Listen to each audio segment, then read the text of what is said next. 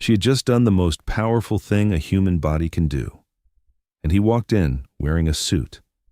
That was the first sign.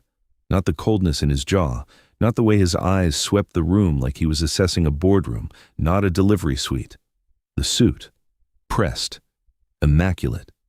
Not a thread out of place, as if he had not come from across the city, as if he had not received the call, climbed into the car, and driven to this room where his wife lay, but had simply materialized here, fully armored. Already decided. Jojo didn't know that yet. She still had hope at that point. That was the part that would haunt her. The Wynn Las Vegas medical suite smelled of stargazer lilies and something underneath them, something sharp, antiseptic, metallic, the kind of scent that no amount of luxury could fully mask. The lilies had been Misiu's doing. His assistant had placed them that morning in 4 oversized vases, white petals bleeding into soft cream at the edges, their fragrance thick enough to taste. Misiu Park did not do hospitals. He did not do mess or blood or anything that forced him to remember he was made of the same ordinary matter as everyone else, so he sent flowers instead, as if petals could cover the truth of what this room had witnessed. Jojo lay against the elevated bed, her deep brown skin still holding the warm flush of battle, 12 hours of it. 12 hours of breathing through pain that rewired something permanent deep inside her chest. Her hair, that thick, breathtaking crown that Misiu had once pressed his face into and called the most beautiful thing he had ever touched, was damp at the temples now, coiling soft and tight at the edges the way it always did when she had been through something real. Her eyelashes were wet, not from crying, from sheer bone-deep exhaustion. From the kind of effort that leaves a woman feeling like she has crossed a threshold she cannot uncross. She was magnificent. She just didn't know it yet. In her arms lay their son, small and perfect, wrapped in white, his dark hair thick against his scalp, his tiny mouth parting and closing like he was already learning the language of the world. He had Jojo's full lips. He had Misiu's sharp brow. Yes, he was the living, breathing proof that 2 worlds could make something neither world had ever seen before. Jojo looked up when the door opened. She was still trying to smile. She had spent 12 hours thinking about this moment, the moment Misiu would walk in, the moment he would see their son, the moment whatever hardness lived behind those dark eyes would finally crack open, and she would glimpse the man she had fallen in love with 3 years ago in a Seoul hotel lobby. The man who had looked at her across a crowded room like she was the only person in it. She'd been holding that image in her chest through every contraction, every wave of pain. It had kept her breathing. She looked up. She smiled. She reached for him. Misiu Park entered the room the way he entered every room, like he already knew how it would end. He was tall in the doorway, filling the frame in a charcoal suit that sat against his shoulders with surgical precision. His collar was buttoned, his cufflinks were straight. His face, that sharp sculpted face that Las Vegas's most feared crime families had learned to read the way soldiers read weather, was entirely unreadable. He did not move toward the bassinet. He did not look at the child. His dark eyes moved across the room in a slow, deliberate sweep. They landed on her. They traveled down. And then they did something she had never seen them do before. They stopped, not with wonder, not with awe, and with assessment. The silence in the room stretched like a wire, pulled to its absolute limit, and Jojo, brilliant Jojo, who had rebuilt her father's entire financial legacy from encrypted files and ghost accounts, who had walked into rooms full of men twice her age and made every single one of them listen, who had chosen this man when she could have chosen freedom, felt herself shrink beneath that gaze in a way she hadn't since she was 19. Sitting in a boardroom being told her ideas were charming, but perhaps a little above her. Say something, she thought. Look at him. Please, just look at your son. He looked at her stomach instead. The silver lines there, fine, delicate, the kind that bloom across a woman's skin like quiet testament to the life she carried, caught the light of the suite's warm overhead lamps. They were new, still tender, still bright. Misiu stared at them the way a man stares at something that has broken an agreement. Your stretch marks make me sick. His voice was low, controlled, each word placed with the precision of a man who understood that quiet cruelty cuts deeper than volume. He didn't shout. He didn't perform. He didn't need to. The room was so silent that even the newborn between Jojo's arms seemed to hold his breath. "You were the face of this family," Misiu continued, still not moving. His eyes still on her midsection, still refusing to meet hers. The standard, the image. A pause, long, deliberate, cold. "This," he gestured, not at her, but at all of her, at the bed and the baby and the evidence of everything she had just survived, "is not the standard." Jojo didn't move, not because she was weak, because she was calculating. She would understand that later, that the stillness that came over her in that moment wasn't shock. It was a woman who had grown up learning how to read encrypted code, watching an algorithm run in real time, noting every variable, filing every detail, building the architecture of something she didn't have a name for yet. Misiu reached into his jacket. He set a sealed envelope on the bedside table without touching her, without looking at his son, without a single fracture in his composure. Then he turned, walked to the door, and paused, not from hesitation, she would understand later, but to make sure she heard every deliberate step. He wanted the sound of his leaving to be the last thing she felt. The door clicked shut. The suite went absolutely still. Jojo sat there, her son warm against her chest, the envelope cold on the table beside her. She did not cry. She breathed once, slow, measured, the breath of a woman who had already begun to think 2 moves ahead. She looked at the sealed envelope. She looked at her son. She looked at the silver lines across her own skin, as the ones that had just been used as a weapon against her. And she smiled. Not the soft, reaching smile she had offered him when he walked in. Something else, something quieter, something that had no warmth in it at all. "Okay, Misiu," she whispered to the empty room. Okay. She didn't know yet what was inside that envelope.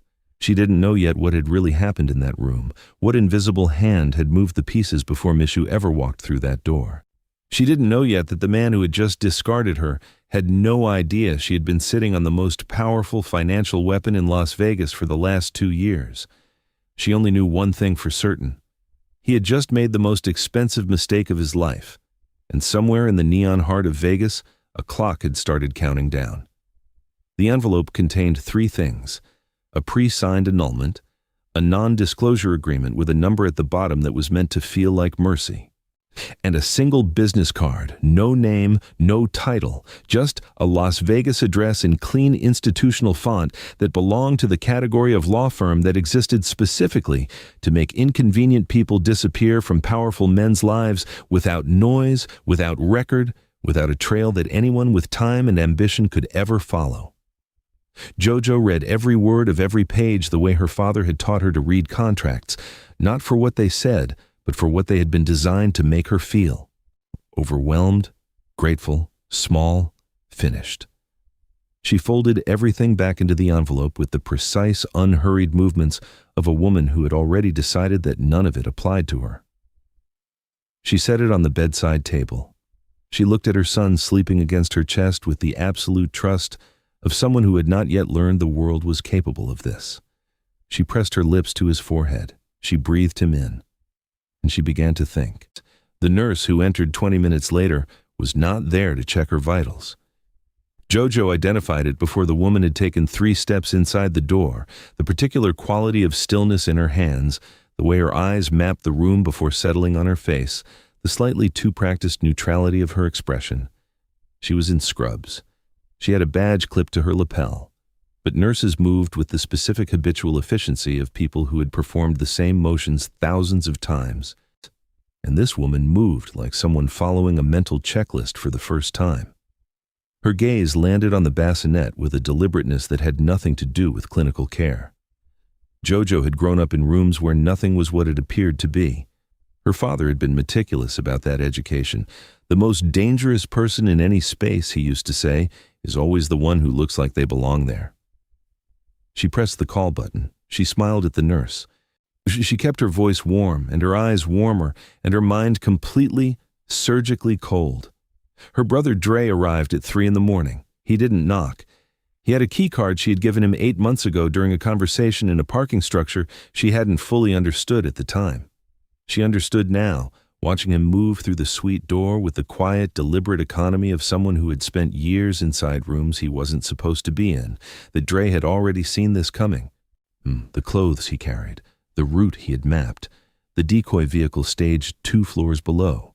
The particular way he looked at her, not with surprise, not with the softness of a brother arriving to comfort, but with the focused operational calm of a man executing a plan he had been refining for months. "We have 4 hours," he said. "Maybe less."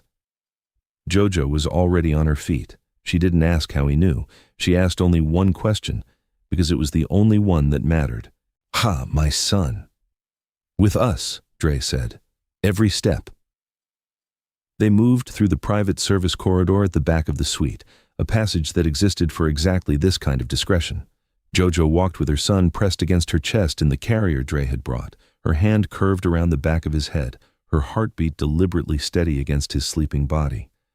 The corridor was cool and fluorescent and smelled of cleaning product and steel. And it was the most honest place she had been in years, stripped of lilies, stripped of luxury, stripped of everything decorative. Just a woman and her child in the corridor ahead. Dre told her about the plan as they moved. "They're going to find the car," he said, "and they're going to find 2 bodies." She stopped walking. Not real. His voice was quiet, certain, the voice of a man who had thought about the ethics of this and landed somewhere he could live with. But convincing enough. She looked at her brother in the flat fluorescent light. She thought about the sealed envelope. She thought about the nurse with the still hands. She thought about the way Misiu had stood at the foot of her bed, not cruel, she was beginning to understand, but absent, as if whatever had once inhabited him had been removed before he ever walked into that room, as if someone had reached into the man she knew and taken something critical out, and sent the remainder in his place. She thought about Chairman Kang.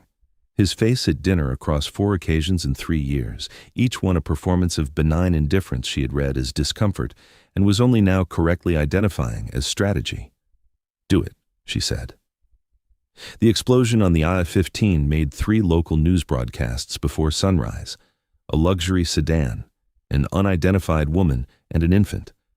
A fire investigators would describe as unusually complete, the kind of thoroughness that pointed toward professional involvement, if anyone had been looking. No one was looking. The K-Syndicate had significant reach inside the departments that would have looked. Jojo watched the coverage from the window of a safe house in Henderson, a modest anonymous property registered to a shell company her father had quietly established 2 decades ago. Her son slept in a second-hand crib. The television was muted. The strip bled its neon amber and gold across the flat desert sky in the far distance, that relentless, gorgeous pulse of a city that had decided long ago to simply override darkness rather than acknowledge it. She pressed her palm flat against the glass. The cold moved through her hand, up her arm, into the center of her chest, and she let it sit there, let it occupy the space where the last of the warmth she'd been carrying had been. She needed the cold. She needed to think in it. Misiu Park believed she was dead. The K-Syndicate believed the problem had resolved itself in a way that required no further management. And in that belief, in that clean, confident patriarchal assumption that a woman who had been discarded would simply cease to be relevant. Jojo felt the first real solid thing she had felt since the moment the suite door had clicked shut and left her alone in a room full of flowers that now felt like a funeral arrangement. Control. She turned from the window.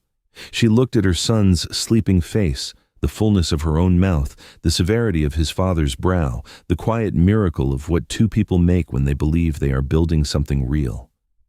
She looked at her own hands, at the silver lines her body had written across itself in the process of bringing him into the world, the marks that had been used against her like evidence of a crime she had committed. She studied them now with something different. Not devastation, not cold fury. Something more considered, more architectural. Her father had taught her that the most sophisticated instruments in the world weren't numbers, they were information. And the most powerful kind of information was the kind that sat completely invisible inside plain sight, embedded in systems that everyone used and no one questioned until the person who understood it decided it was time to activate. She didn't know yet what lived inside her father's vault. She could only feel the edge of it, and that was enough to get her through the night. Her father had never been a dramatic man. He didn't speak in declarations. He didn't compose emotional letters for her to find after his death. He expressed everything he couldn't say aloud in the architecture of systems, in protocols and access layers and encrypted structures so precisely constructed that they functioned as a kind of language. G1 he had spent her entire childhood teaching her to speak without either of them acknowledging what the lessons were actually for. The vault was not a room. It was a sequence. Jojo found the first layer on a Tuesday, 3 weeks after Henderson became her world. It was inside a hardback business law textbook she'd carried across 4 apartments and 2 countries without ever opening, treating it as furniture, as ballast. The second layer was buried in a dormant financial account she'd been instructed never to close. The third was a 12-digit passcode she had memorized at age 9, believing it was a birthday game her father liked to play during long drives. She entered all 3 in the correct sequence. The system opened without drama, a simple interface, clean and unadorned, the digital equivalent of her father's personality. What it revealed rewrote the entire map of her life. Elias. What quiet, precise, unremarkable Elias, who wore the same style of reading glasses for 20 years and made the same coffee every morning, had been the shadow architect of the black box. A proprietary encryption system embedded in the operational backbone of every major casino and financial institution on the Las Vegas Strip. Not just security architecture, the foundational code, the invisible layer beneath every transaction, every payout, and every digital record in a city whose entire economy was built on the careful continuous management of who controlled the numbers. He had built it on contract. The contract transferred ownership upon Elias's death to a holding company established in Jojo's name when she was 23 years old. She had been its legal owner for 6 years. She had simply never known to look. She sat in front of her laptop in the safe house kitchen and did not move for a very long time. Plus, she didn't just have money, she had infrastructure. The kind of leverage that didn't announce itself with bodyguards or penthouses or the particular noise of wealthy men asserting their relevance. She had the invisible kind, the foundational kind, the kind that made everyone who believed they owned Las Vegas actually dependent, without knowing it, on the woman they had tried to erase in a luxury hospital suite 3 weeks ago. She spent the following 3 months doing 4 things with a discipline that left no room for anything that wasn't necessary. She held her son and fed him and memorized the specific weight of him against her chest at different hours of the day. She rebuilt her physical strength with methodical intensity, rising before the desert dawn, moving through routines designed not for aesthetics, but for the particular kind of readiness that lives in muscle memory. She began acquiring K-Syndicate debt instruments through a network of shell entities so intricately layered that even Dre lost the thread 3 levels in. And she built Sloane. Not a disguise. A mask with its own architecture, its own history, its own biography, its own professional reputation seeded across the specific forums and networks where the K-Syndicate sourced its contracted expertise. Sloane had credentials that held under scrutiny because Jojo had constructed them to hold, not with falsified documents, but with real competence she had always possessed and was now deploying under a different name with a different face and a carefully calibrated absence of the warmth that Jojo's face had always carried and that Misiu had always, in his own cold way, been drawn to. She studied Misiu at a distance, through data. Through the reports, Dre fed her about the syndicate's internal temperature, about Misiu's behavioral shifts.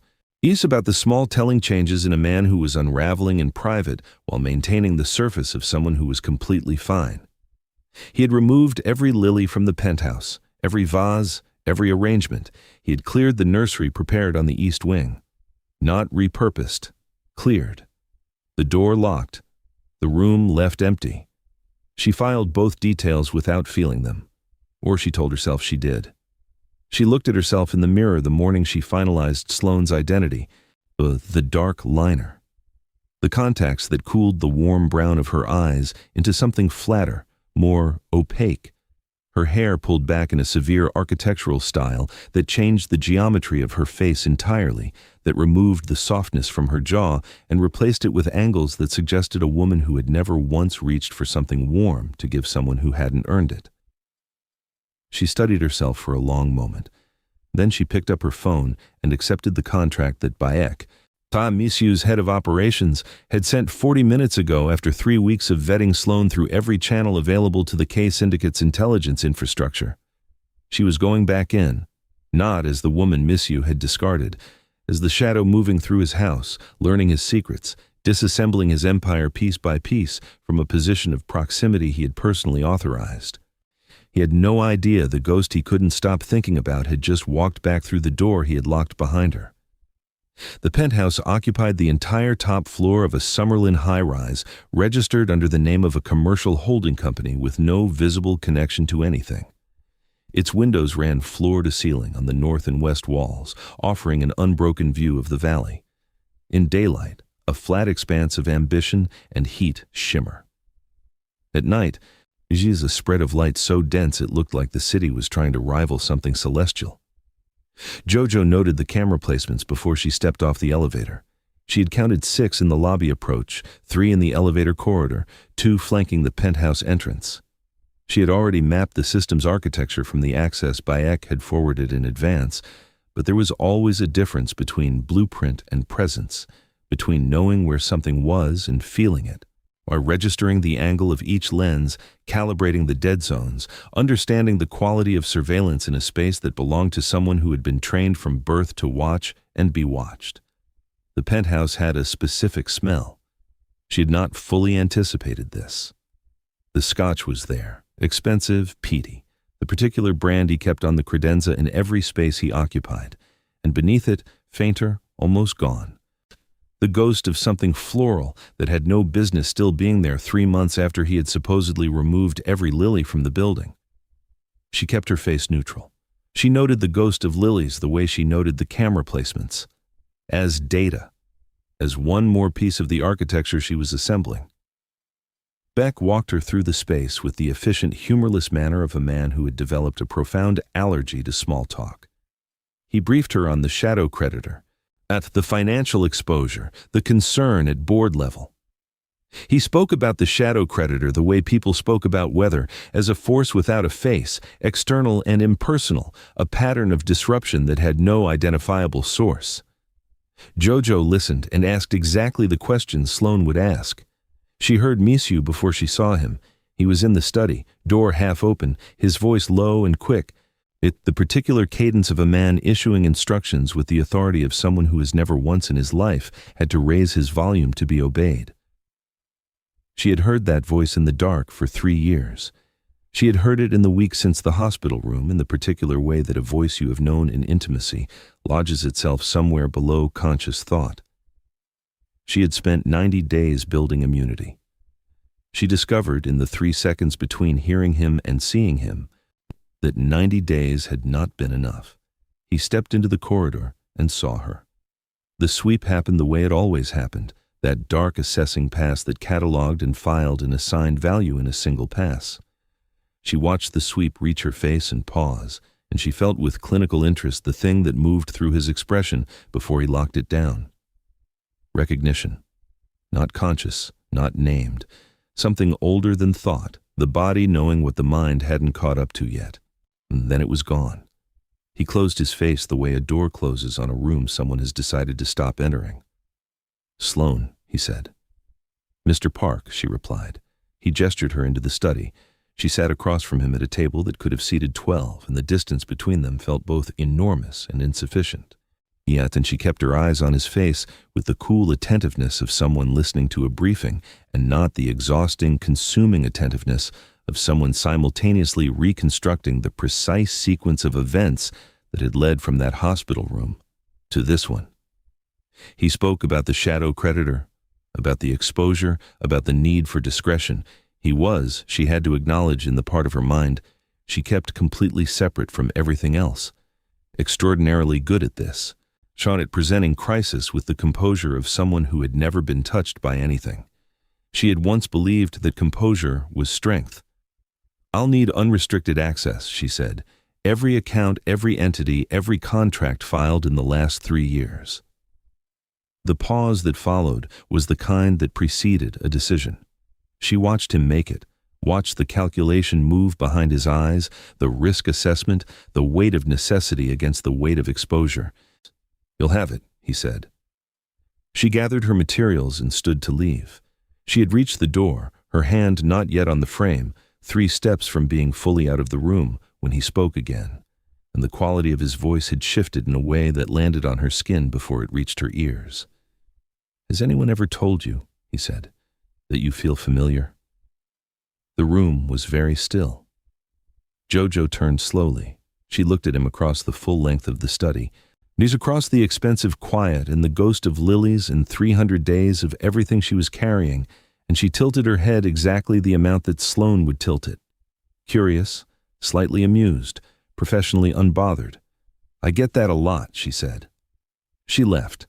She did not allow herself to feel anything until the elevator doors had closed completely, and then she pressed her back against the mirrored wall and exhaled one long, controlled breath and watched her own reflection until the thing that had moved through her chest had been identified, categorized, and filed somewhere it couldn't interfere with the work.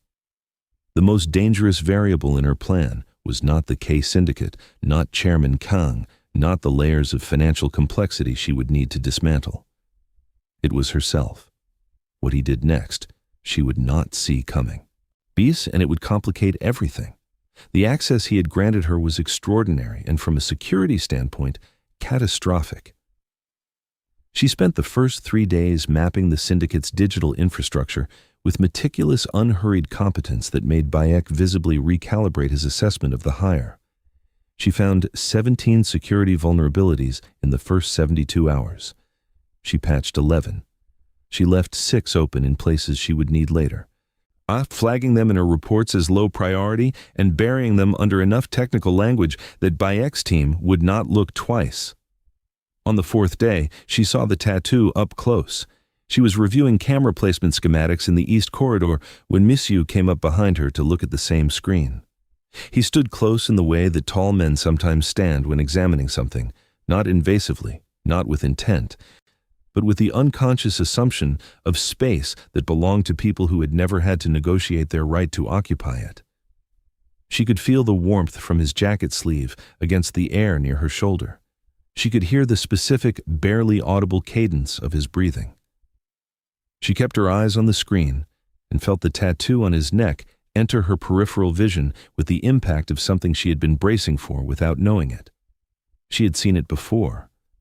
3 years ago, in the specific intimacy of their bedroom, she had traced it with her fingertip on a night when he was rare and unguarded and something approaching open, and asked him what it meant. He had said family crest. He had said it the way he said many things that were technically proximate to the truth, close enough to satisfy a question without actually answering it. She saw it now the way you see something you have always known was wrong once you finally have the correct reference point. The pattern was not decorative.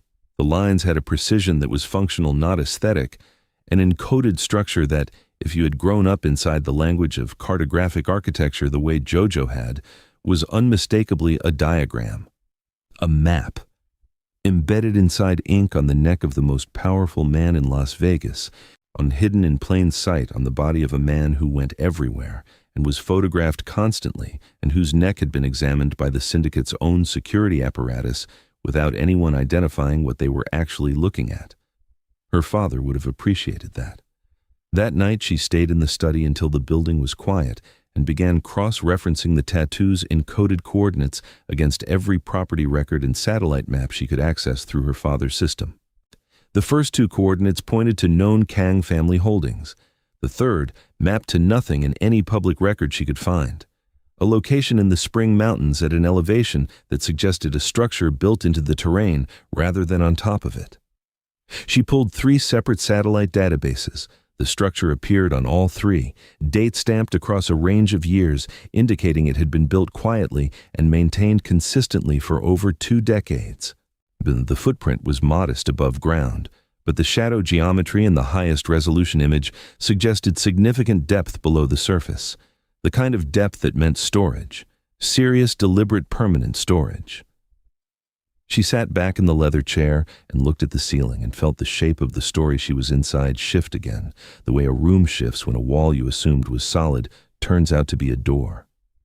She began pulling the thread, carefully.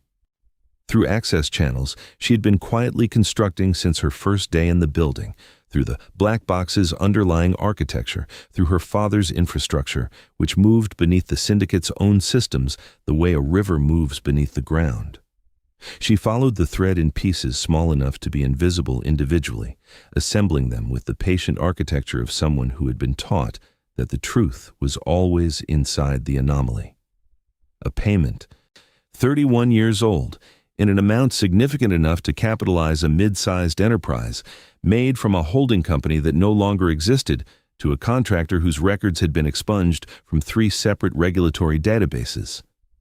A name that appeared in the oldest foundational documents of the K-Syndicate, not as an employee, not as a subordinate, but as a co-founder. Equal status, equal contribution, equal stake in everything the organization had become. The name was Han Soo-yeon. She appeared in 2 photographs Jojo found in a corrupted archive file that her father's system was able to reconstruct. In the first, she was standing beside a younger chairman Kang at what appeared to be a business opening, both of them sharp and formal. But there was something in their positioning, in the specific geometry of how they stood relative to each other, that spoke of a particular equality. In the second photograph, she was alone, looking directly at the camera, and Jojo felt the image land somewhere behind her sternum with a weight she hadn't been prepared for. Because Han Soo-yeon had Misiu's eyes. Exactly. The same precise dark assessing quality, the same angular brow, the same mouth held in a line that communicated not coldness, but control. The expression of someone who had learned at some point that mattered, that showing too much was dangerous. The official record said, cancer. Rapid onset, devastating progression, on death within 8 months of diagnosis. Medical documentation thorough enough to close every question. But the payment made to a contractor whose records had been erased.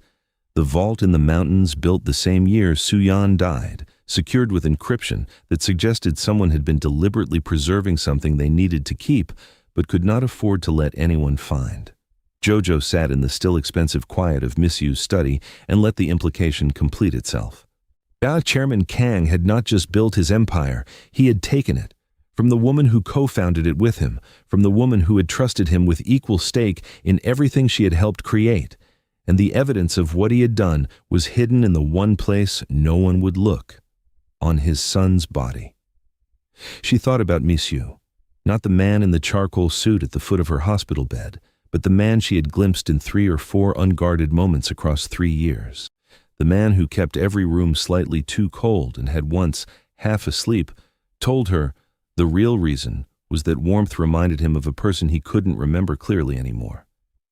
The man who visited a grave in a private cemetery on the eastern edge of the city every year on the same date, alone, without security, without explanation. His mother's grave. She'd never asked. She had filed it the way she filed everything she sensed he was not ready to open. Feed with the specific patience of a woman who believed that people revealed themselves in their own time if you gave them enough space and enough silence. He didn't know. That was what the assembled evidence told her, sitting in this room with the ghost of lilies and the weight of everything she had found. Misiu Park, the most feared man in Las Vegas, the heir to the K-Syndicate, the man who had looked at her in her most vulnerable moment and found her lacking, and did not know that his father had murdered his mother to consolidate the empire he had then raised his son to inherit. He had grown up inside a lie, constructed specifically to prevent him from ever looking for the truth. She closed the files. She gathered her materials. She was not here to pity him. She was not here to soften, but she filed it into the structure she was building because the most dangerous plans were always the ones built on incomplete truth.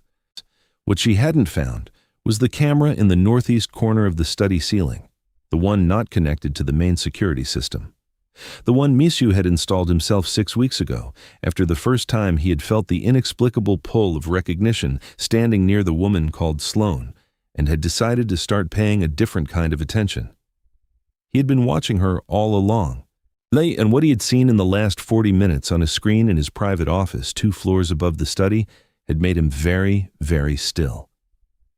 He was waiting for her in the dark, not hiding, not positioned with any tactical intent, simply sitting in the leather chair behind his desk with the overhead lights off and the city spread luminous and indifferent beyond the floor-to-ceiling glass, one glass of scotch on the table beside him, untouched, but his eyes on the door with the specific quality of attention that belonged to a man who had made a decision and was now simply waiting for the world to catch up to it.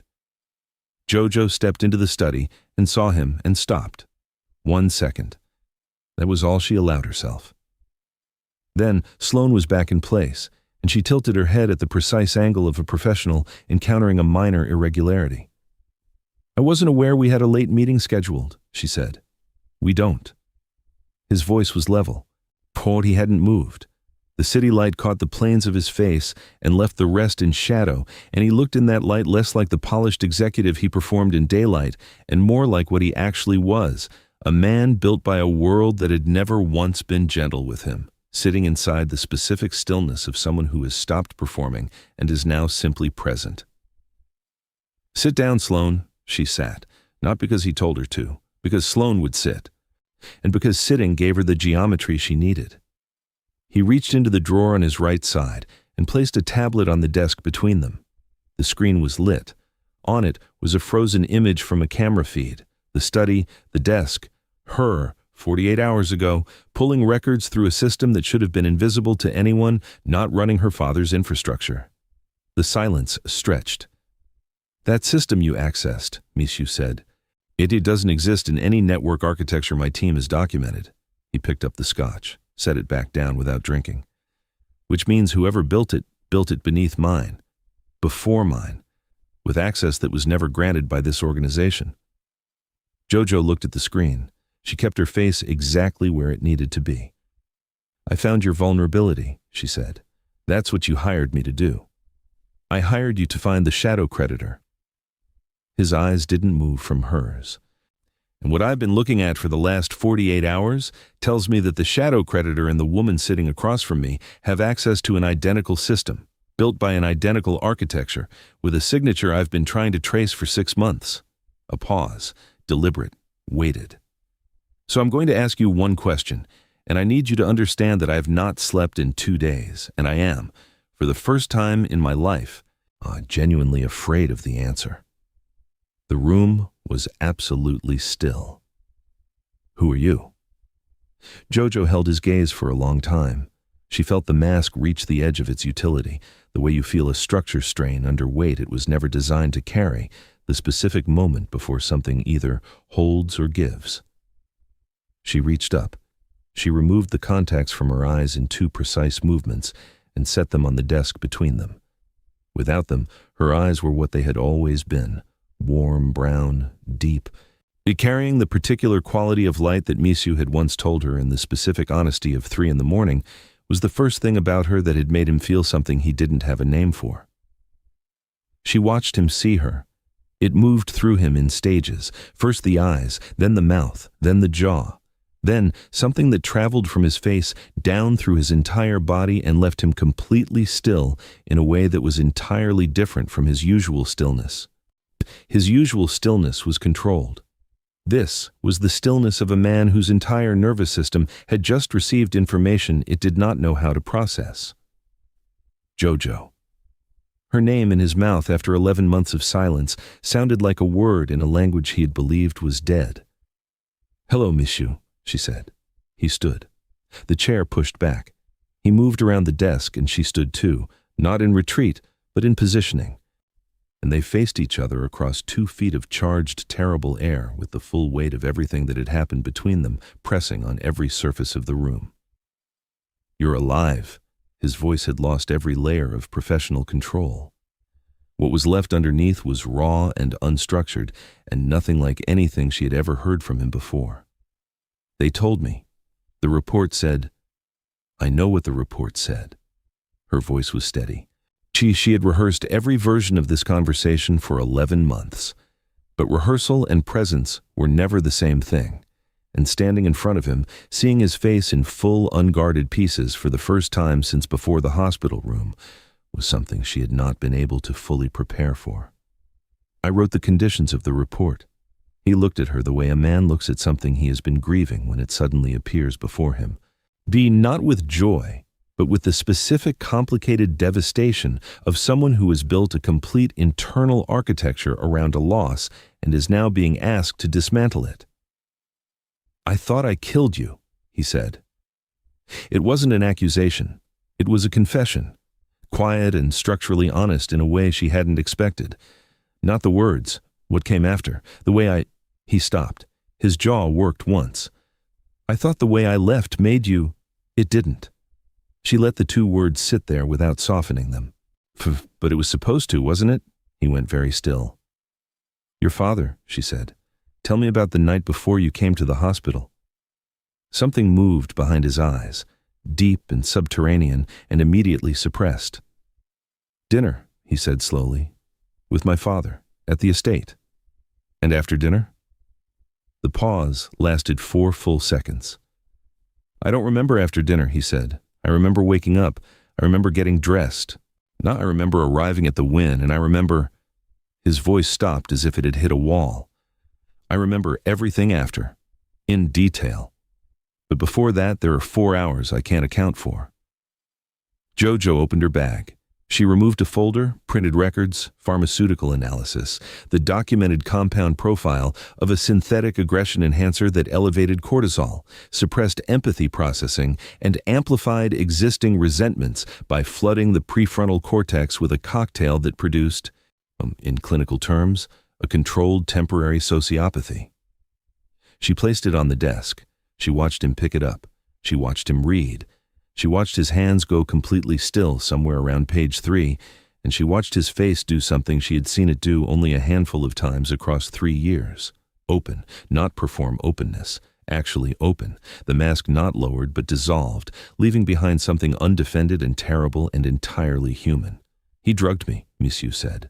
"Oh, he engineered the entire scene," Jojo said. "The staff in the hospital suite were syndicate placed. The annulment was pre-prepared. Your father needed you to reject your son publicly and on record so that the heir to the K-Syndicate would be documented as illegitimate, so that your father could restructure succession on his own terms." Misiu set the folder down. He turned to the window. He stood with his back to her and looked at the city. The same city that had glowed beyond the Henderson safehouse window on the night she had watched the fire and decided to begin, and the set of his shoulders told a story that had nothing to do with power.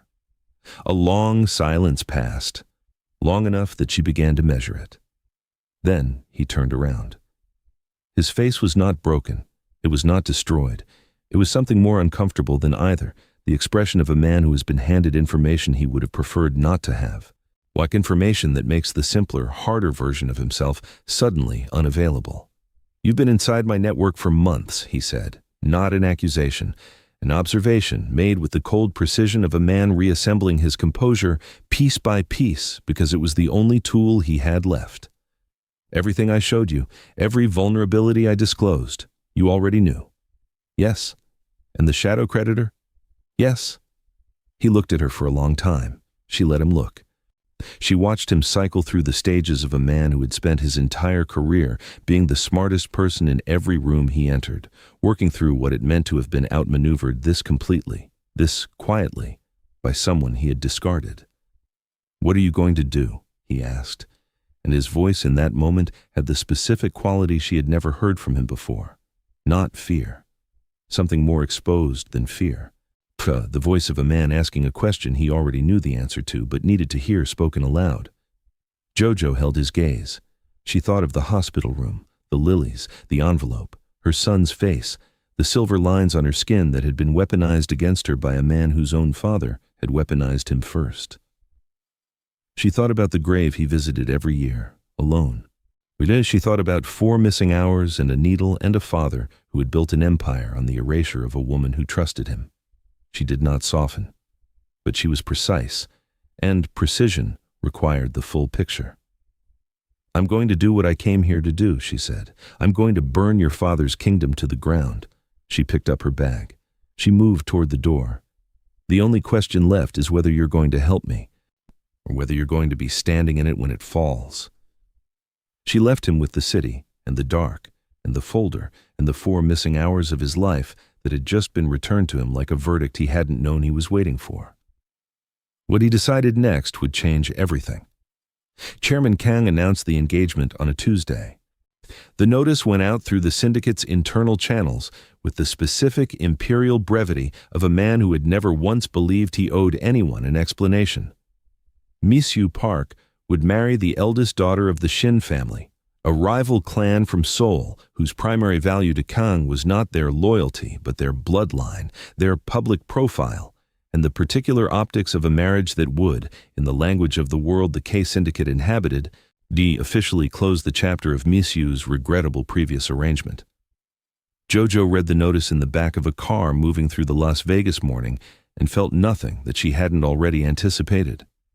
She had seen it coming in the data 3 weeks ago in the specific pattern of Kang's asset movements and the uptick in syndicate communications involving the Shin family name. She had been waiting for it. She placed a call. 2 sentences. Then she opened her laptop and began the sequence she'd been building for 6 months, the quiet, systematic acquisition of a specific property in the heart of Las Vegas, registered to a hospitality group that was owned by a holding company that was owned by another entity that resolved, at its foundational level, to the same shell architecture her father had built to keep her inheritance invisible until the moment she chose to make it seen. The Belmont Grand Hotel had hosted the K-Syndicate's most significant social events for 11 years. Its ballroom had been the site of every major syndicate celebration, every strategic alliance sealed over champagne, every performance of legitimacy that the organization staged for the world that was supposed to believe it was simply a very successful family business. Jojo completed the acquisition on Thursday morning, 47 hours before the wedding.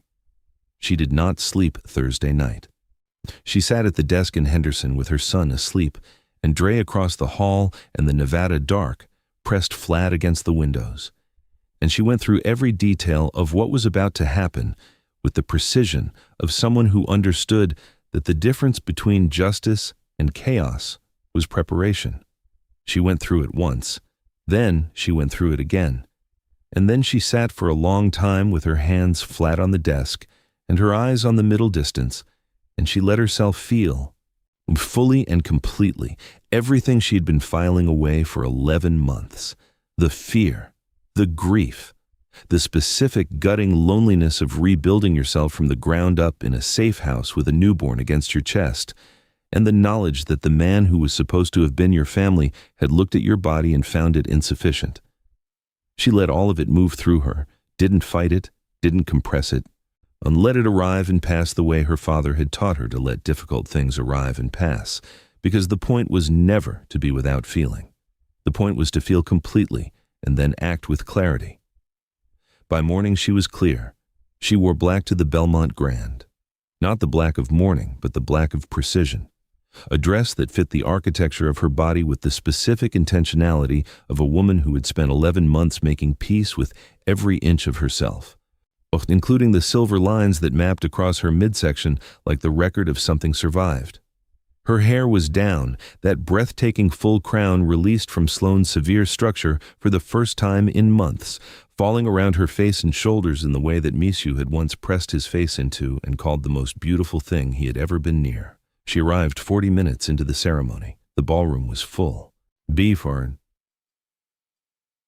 200 guests representing the combined weight of the K-Syndicate and the Shin family, men in precisely cut suits and women in calculated elegance, and the particular ambient tension of a room full of powerful people performing civility for each other. At the front, Misiu stood at the altar beside a woman Jojo had researched thoroughly and bore no personal feeling toward, a woman who was in every visible way exactly what Chairman Kang had selected her to be. Appropriate, compliant, visually satisfying to the specific aesthetic that the syndicate's patriarchal infrastructure demanded. Misiu was not looking at her. He was looking at the middle distance the way a man looks at something when he has made the internal calculation that endurance is the only available option. He was not wearing his father's decision well. Jojo reached the venue's central sound system panel, which she had accessed earlier that morning in her capacity as the building's new owner, and the microphone broadcasting the officiant's words crackled once and went silent. The room shifted. 200 heads turning in the specific alert choreography of powerful people whose environments have just changed without their authorization. Her voice came through the speakers with the clean level authority of a woman who had practiced this sentence 0 times because she had never needed to. This property has been purchased and is under new management effective this morning. Per the terms of the acquisition, all events not contracted with current ownership are required to vacate the premises. This is not a negotiation. The silence that followed was the most expensive silence Jojo had ever heard. Then she walked through the ballroom doors. She walked down the center of the room, not hurrying, not performing, simply moving with the specific gravity of a woman who owned the floor beneath every person present and knew it. She watched the guests part. She watched Kang's security detail reach for their earpieces. She watched the expression on Chairman Kang's face move through 3 stages in rapid succession: confusion, recognition, and then something she had never seen on that particular face before. Fear. Misiu saw her from the altar and went completely still. She didn't look at him, not yet.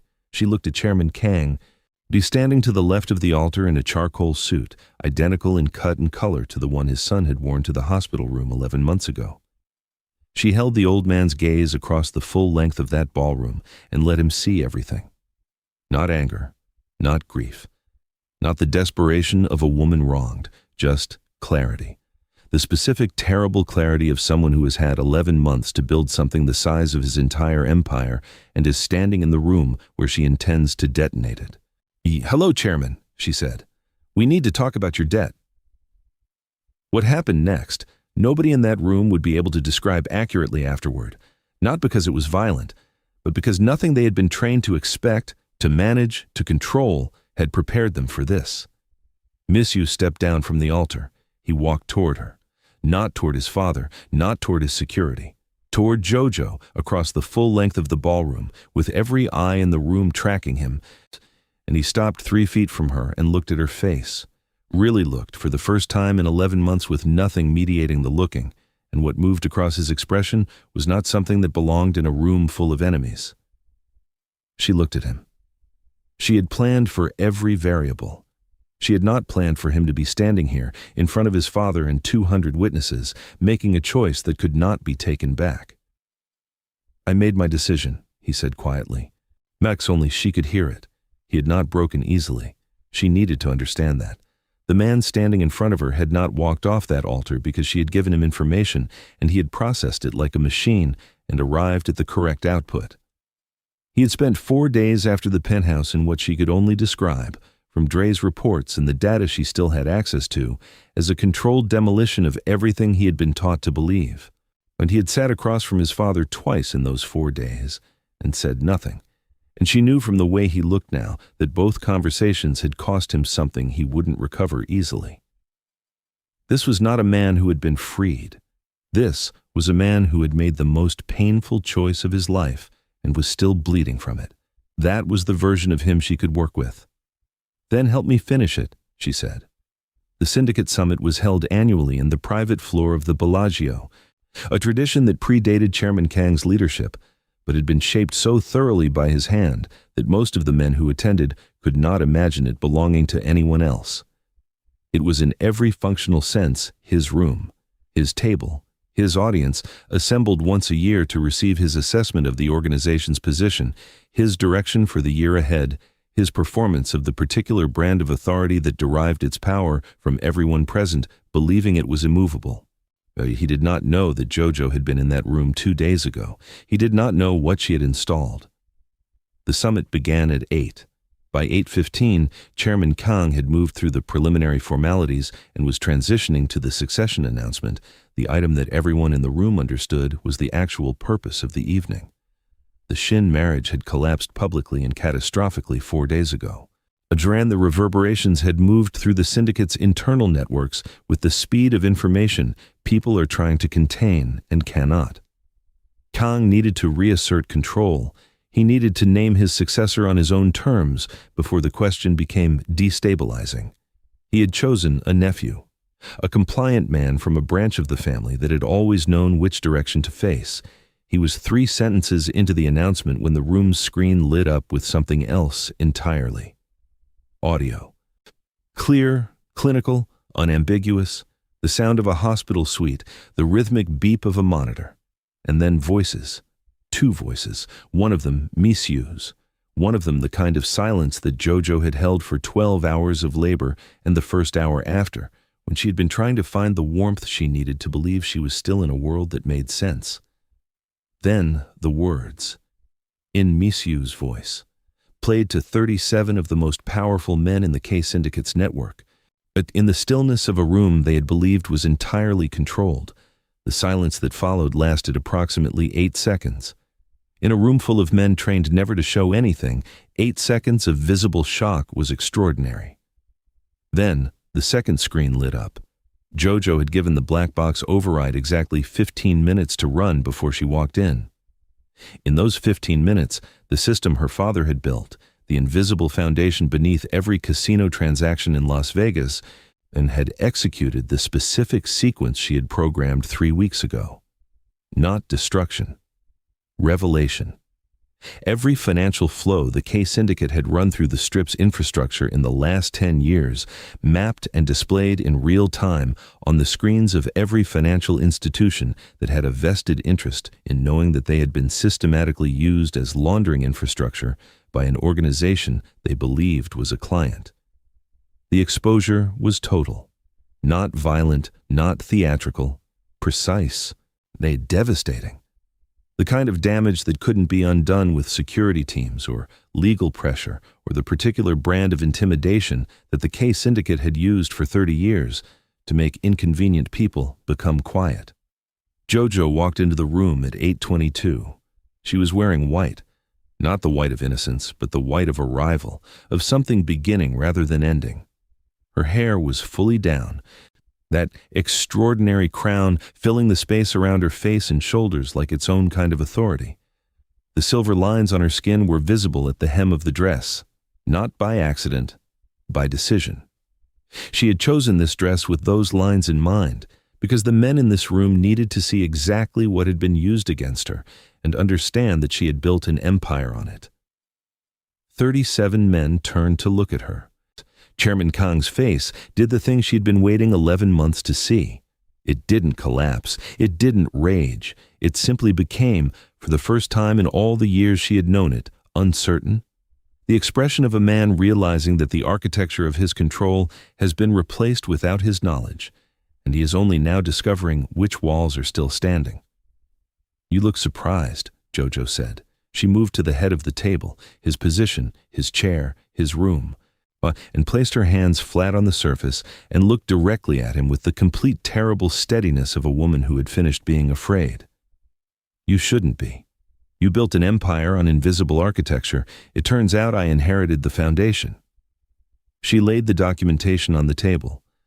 The pharmaceutical records, the hospital footage, the records from 31 years ago. Han Suyan's name at the top of a founding document that Chairman Kang had spent 3 decades pretending didn't exist. The room was so still she could hear the ventilation. "This organization was co-founded by a woman your current chairman had removed when her contribution became inconvenient," she said, addressing the room rather than the man. "The evidence of what was done to her and to her son is in the vault at the Mountain Estate. Coordinates embedded in a tattoo that Chairman Kang had placed on his own son's body, presumably because he understood that the most dangerous place to hide something is where the person most likely to find it would never think to look." She let that sit. Let it move through the room. Let 37 men do the mathematics of what it meant to have been loyal to a man who had built his entire kingdom on a murder. Misiu walked in through the east door. He had not been invited. His invitation had been revoked 4 days ago, the same morning he stepped off that altar. He walked in anyway, alone, no security, no weapon that anyone could see, and he crossed the room and stood beside Jojo with the specific deliberate positioning of a man making a statement he understood was irreversible. Chairman Kang looked at his son across the length of the table. Something passed between them, and the full terrible complexity of a father and son who have been shaped by each other in every conceivable way, and who are standing in the moment where that shaping finally reaches its conclusion. You would side with her, Kang said, quietly, not a question. I would side with the truth, Misiu said, and his voice in that moment carried the specific quality of a man who has been freed from something he didn't know was a cage. Something you made sure I never had access to. He placed his own documentation on the table, his own records, the pharmaceutical analysis, the 4 missing hours, the evidence of what had been done to him on the night that had cost him everything. He placed it beside Jojo's documents with the precision of a man making a legal argument. Then he looked at his father with the eyes of someone who has arrived at a place they cannot come back from. It's over, he said. The silence in that room was the loudest thing Jojo had ever heard. Chairman Kang looked at the documentation. He looked at his son.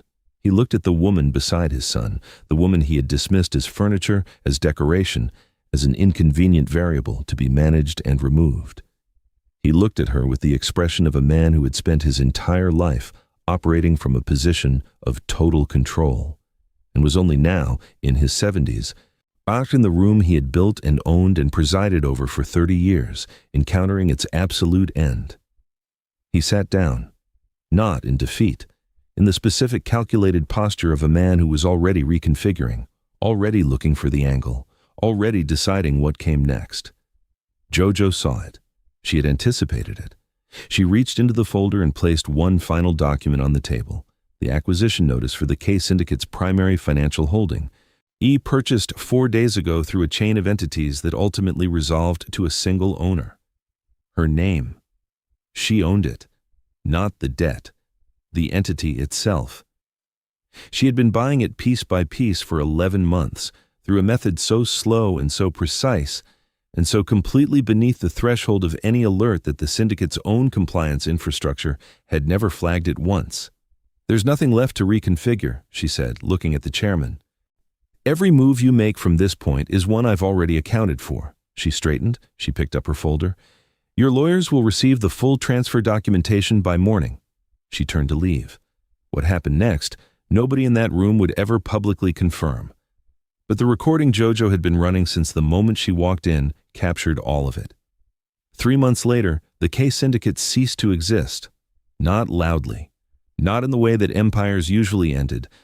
In fire and spectacle and the particular public drama of men who cannot accept that their story is over.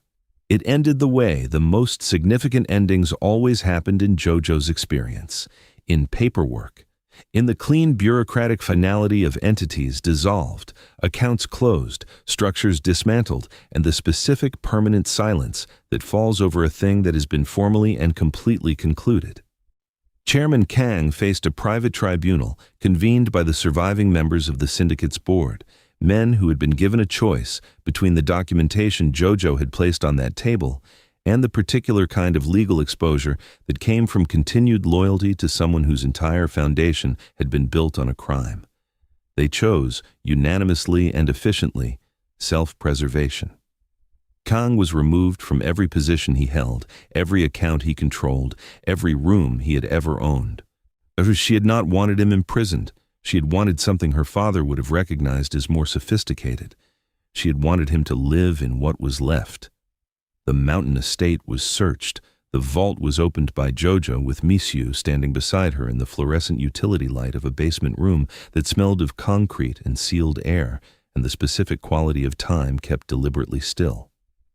What they found inside was extensive, the full record of what had been done to Han Su-yan, documented with the obsessive thoroughness of a man who had needed to preserve the evidence of his crime the way some people needed to preserve trophies. Misiu didn't speak for a long time after. He sat on the floor of that basement with the documents in his hands, and Jojo stood 3 feet away and gave him the specific gift of not filling the silence. She understood silence.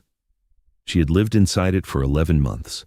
She understood that some things required a space large enough to hold them, and that the correct response to a person discovering the foundational lie of their entire life was not comfort, but presence. He looked up at her eventually. His face was the most unguarded she had ever seen it, not broken, not destroyed, but stripped of every layer of the architecture that 30 years of his father's world had built over whatever had been there originally. What was underneath was younger than anything she had expected, quieter. "I don't know who I am without it," he said. "You're the man who stepped off that altar," she said. "Start from there." He held her gaze. She let him. Not as an offering, not as forgiveness. She had not arrived at forgiveness, and she was honest enough with herself to know that forgiveness was not a switch, but a process, and she was somewhere in the middle of it, and that was enough for now. She extended her hand, not with warmth, with something more durable. The specific handshake of two people entering an arrangement built on accountability rather than sentiment. He looked at her hand. He looked at her face. He reached out and took it. His grip was careful, not weak. Careful. As if he understood that what he was holding was something that could be withdrawn. The terms were clear. She had written them herself. He would spend the following 12 months operating as her organization's head of security, not as a partner, not as an equal, but as someone earning a position he did not yet deserve. He would submit every significant decision to her review. He would have no financial authority over any entity she controlled, and he would have supervised visitation with their son, structured, consistent, non-negotiable in its schedule, beginning immediately. Because whatever had happened between the two of them, she had never intended for her son to grow up not knowing his father, only to grow up knowing the right version of him. Misiu accepted every term. She'd prepared counter-arguments, escalating positions, contingency responses for each point of likely resistance. He offered none. He read the document, looked up once, and signed it with the clean final motion of a man who had no leverage left, and had decided somewhere in the space between the summit and this room that he wasn't interested in leverage anymore. She watched him sign and felt something shift inside her, not softening, not capitulation, but the specific internal recalibration of a plan that had achieved its objective and needed to be updated for what came next. She had built the entire last 11 months around an ending. She had not yet built anything around the morning after. 6 months after that, the organization she incorporated under the name the Jojo Group held controlling interest in 4 Las Vegas properties, the Black Box's parent architecture, and a portfolio of debt instruments whose combined value made her one of the most powerful financial presences in Nevada. She had achieved all of it before her son's first birthday. She stood on the balcony of the penthouse she had purchased, not Misiu's building, but her own, higher than his, with a view of the entire valley. On the evening of her son's birthday party with him against her hip, and the Nevada sunset spreading itself across the sky in colors that had no right to be that beautiful over a city this complicated. Her son reached for the light with the absolute confidence of someone who had never been told he couldn't have it.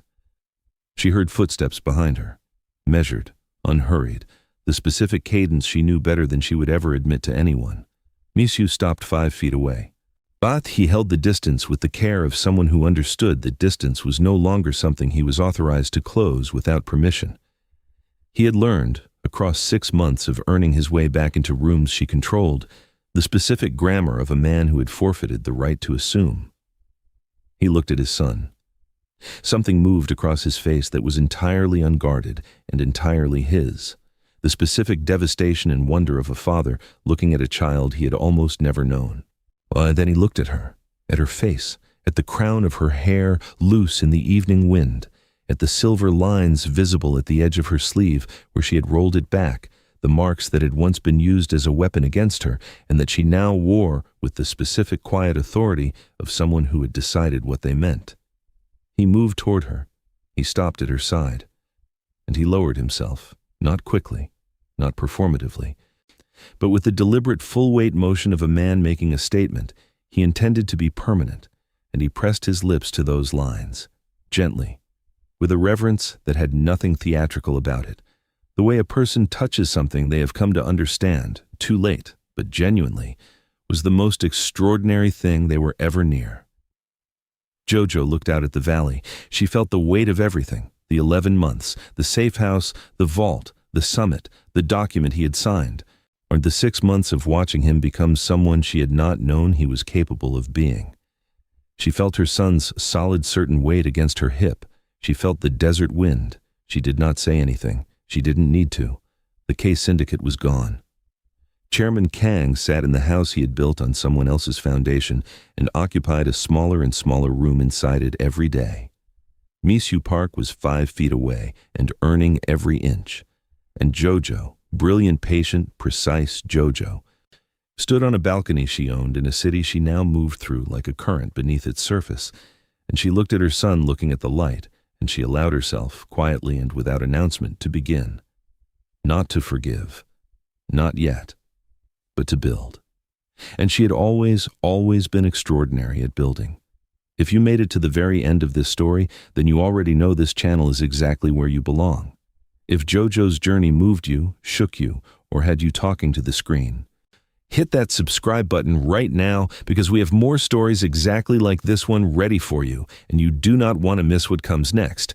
Hit that like button, share this with someone who needs a great story tonight, and drop your city in the comments.